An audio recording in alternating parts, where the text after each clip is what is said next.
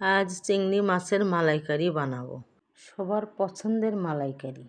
সর্বপ্রথম পরিষ্কার করব, তারপর হলুদ লবণ দিয়ে মাখাবো।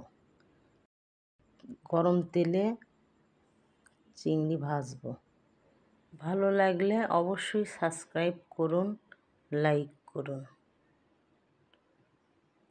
তারপর চিংড়ি মাছটা উঠিয়ে নিব। ওই তেলে গরম মশলা দিব।